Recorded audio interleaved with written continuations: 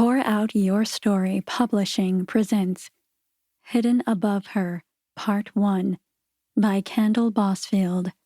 Read by Marshawn Francoeur.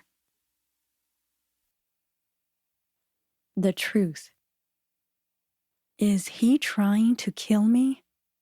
I plop down on the chair and throw my forehead into the palms of my hands. Don't cry. I squeeze my eyes and envision packing my bags with a smile, because in 24 hours, I'll be on a plane to Los Angeles, but there's a problem. I open my eyes and turn around.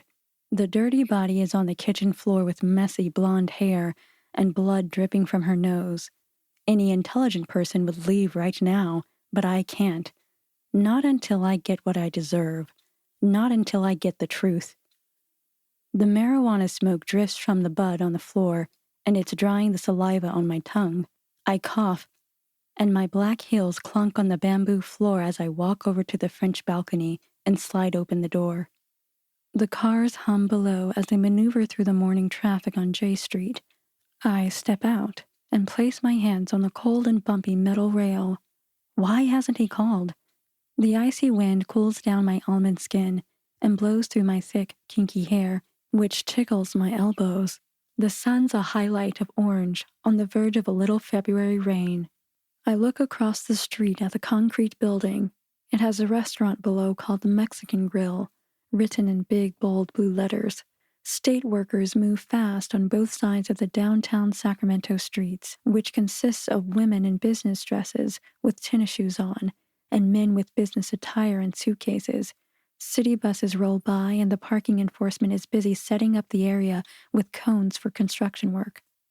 Speaking of work, I remember how it took me 6 stupid months to find my wedding dress.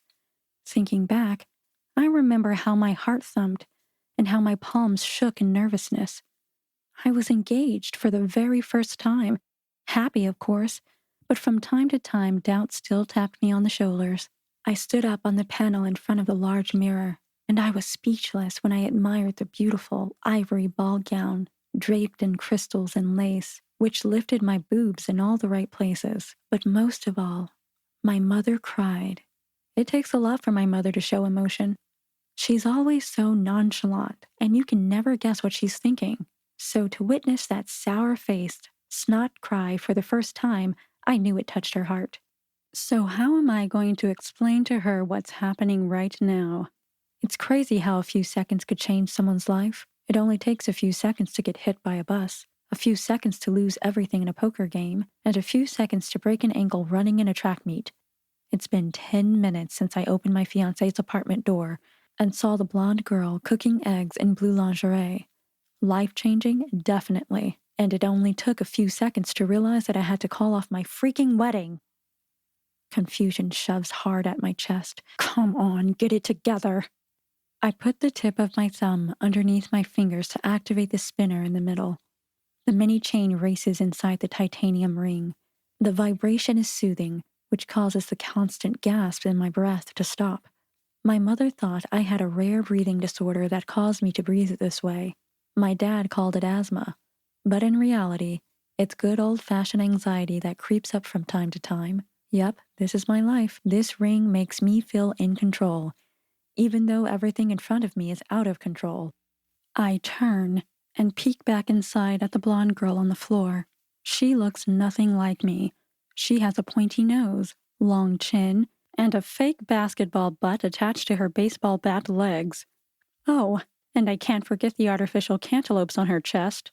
I have high cheekbones, full lips, a flat stomach, and my once meaty thighs are now thinned out and toned. My breasts resemble succulent oranges, but they aren't as perky as other 22-year-olds my age. But they're absolutely perfect for Sim. Yep, that's me, Symphony Dunmore. But I prefer Sim to differentiate between the old, youthful Symphony and the grown-ass adult Sim that I am now. Yep, I'm an adult, but I never thought I would have a day like today. This morning I woke up to a call from a frantic girl who said my fiancé Todd was going to die. And then she hung up. At first I thought, why would a little girl be calling me? Todd doesn't have any little sisters. She had to have been at least a teenager because she had such a small voice. I immediately called Todd, and of course he didn't answer. So I called his boss and found out he no longer worked for the law firm, which was odd because he didn't mention it to me when we took engagement photos at the park the other day. So I woke up my sister cousin Tava to come with me to his condo. Tava's my ride or die. You know, the closest person to me who's ready to pray, fight, or twerk with me at the drop of a dime. I stuck my emergency key into the apartment door and expected him to be in a pool of blood, but nope, no him and no blood. Instead, Tava and I stepped into a game of who doesn't belong, and the $40 million question was it the blonde girl sucking on a blunt and cooking in the kitchen, or me? I asked the blonde what the hell she was doing in my man's condo.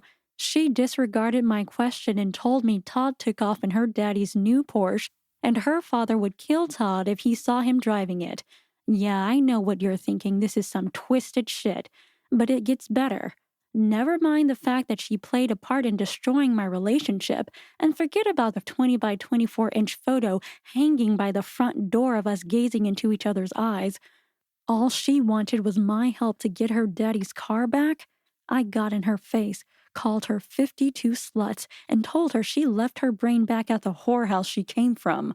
Her stinky dragon breath almost made me pass out. I couldn't believe the audacity of this girl to feel comfortable enough to cook here and ask me, of all people, for help. I've never been in this type of confrontation before.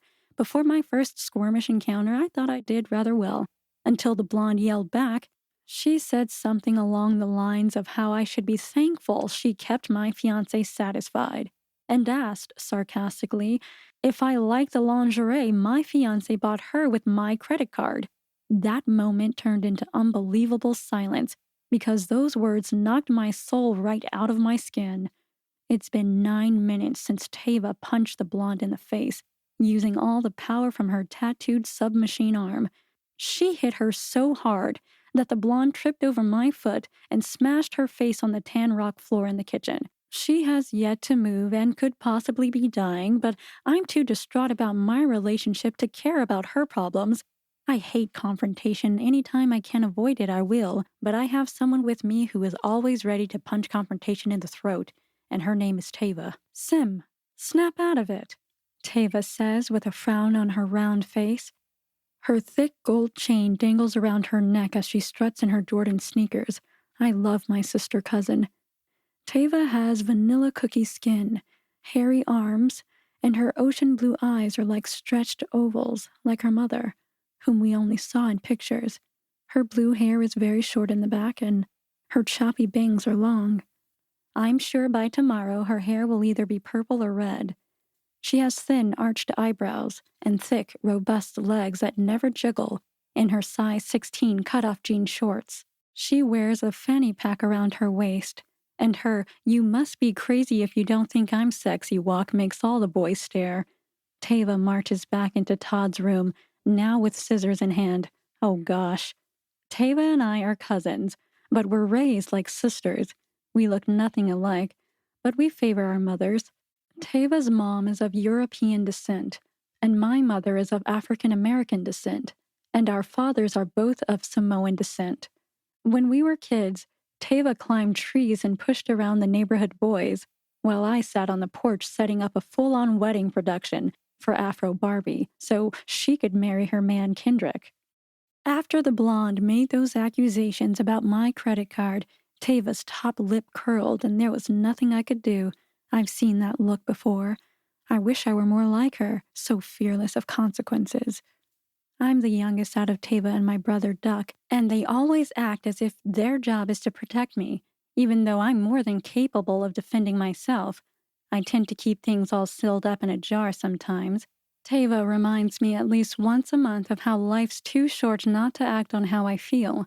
She lost her parents in a tragic car accident, so her views on life are more cutthroat than mine. Finding out about what happened to her parents turned her into a no-nonsense kind of girl. Her perception of the world is black and white. There's no gray area. The answer is either yes or no in her world.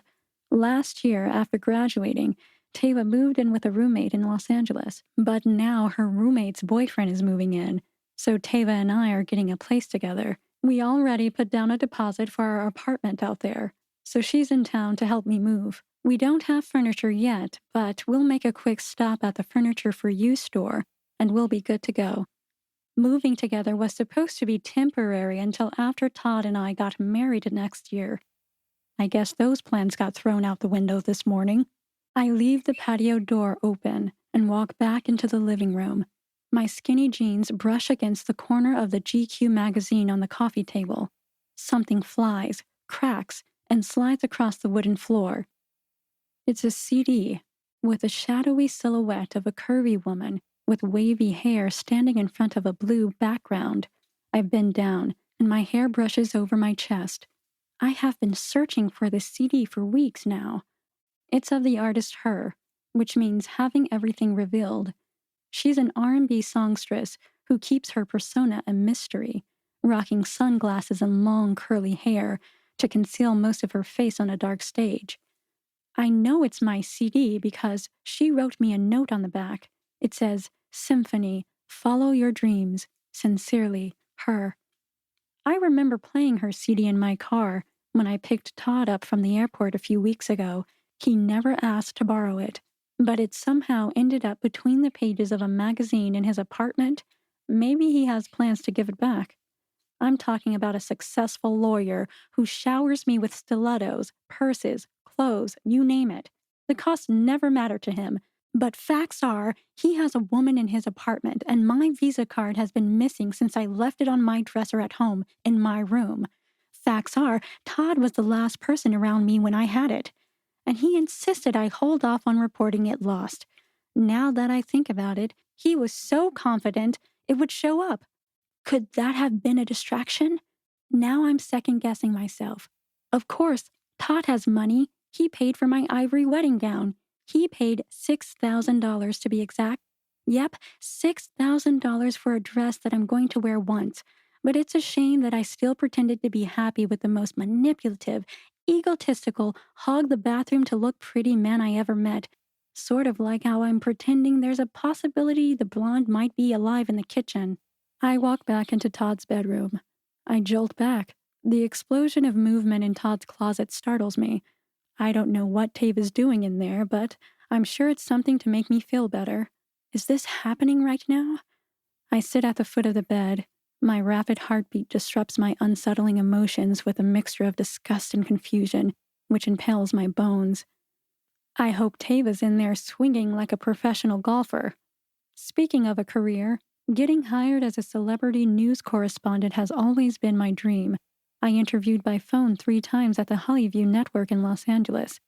If hired, I'll be eligible to join the prestigious Creative Board, which is a team that selects the actresses and models for the featured sitcoms on the network.